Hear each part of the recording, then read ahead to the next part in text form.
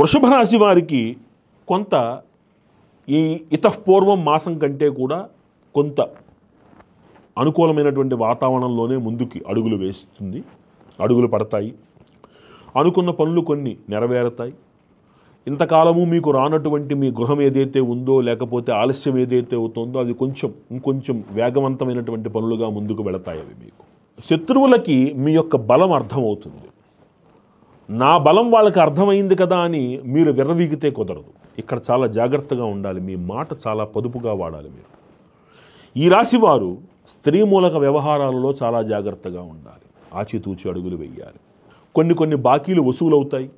అలాగే మీరు చిన్నపాటి రుణాలు తీసుకోవాల్సి వచ్చినా అంత పెద్ద ప్రమాదము ఇబ్బంది ఏం లేదు. అది కూడా ఒక మంచి సత్కార్యానికే మీరు వినియోగం చేస్తారు. సంతానం విషయం వలన సంతాన మూలకమైనటువంటి సౌఖ్యము, వారికి పేరు ప్రఖ్యాతులు రావడము మీకు మరింత ఆనందాన్ని చేకూరుస్తుంది. ప్రభుత్వ రంగ కార్యాలయాల్లో పనిచేసేటువంటి ఆ ఉద్యోగులు ఎవరైతే ఉన్నారో కొంచెం అధికారులతో జాగ్రత్తగా ఉండాలి. మీకు పైనుంచి ఒత్తిడి ఎక్కువగా ఉండే అవకాశం కనబడుతుంది. కాబట్టి మీరు అది తప్పు అనుకుంటే అది తప్పు అని చెప్పడానికి ప్రయత్నం చేయాల్సి వస్తుంది. మీరు నిమ్మకు నీరెత్తినట్టుగా మీరు సంతకాలు పెడతాను అంటే భవిష్యత్తులో మీరు దాని పర్యవసానాన్ని ఎదుర్కోవాల్సి వస్తుంది. జాగ్రత్తగా ఉండండి.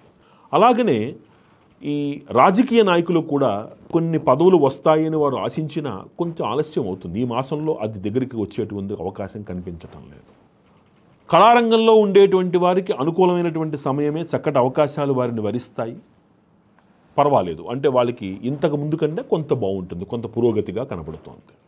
ఈ రాశి వారు మరిన్ని సత్ఫలితాలు పొందడానికి ప్రతినిత్యము కూడా ఈశ్వరునికి క్షీరాభిషేకం చేయించటము, ప్రతినిత్యము కుదరనప్పుడు కనీసము సోమవారం ఉదయం పూట క్షీరాభిషేకం చేయించటము, ఆదివారము ప్రదోష సమయంలో లేదా కనీసం శనివారం ప్రదోష సమయము అంటే సాయంకాలానికి రాత్రికి మధ్య ఉండేటువంటి సమయంలో ఈశ్వరుడికి 16 ప్రదక్షిణలు చేసుకోవడం అనేటువంటిది చాలా విశేషమైనటువంటి పరిహారంగా వీరికి లాభిస్తుంది. కానీ అభిషేకం మానడానికి మాత్రం వీల్లేదు. చక్కగా ప్రతి సోమవారము ఉదయము ఆవు పాలతోటి ఈశ్వరుడికి అభిషేకం చేయించుకోవడం మూలాన అటు ఆరోగ్యము, మానసికమైనటువంటి చింత తొలగి చేసే పనుల యందు పురోగతి లభించి అధికారుల యొక్క అండదండలతోటి, గృహంలో ఉండేటువంటి సానుకూలతతోటి ఈ మాసమంతా కూడా చక్కగా ఆనందంగా గడిపేందుకు మీకు అవకాశం ఏర్పడుతోంది.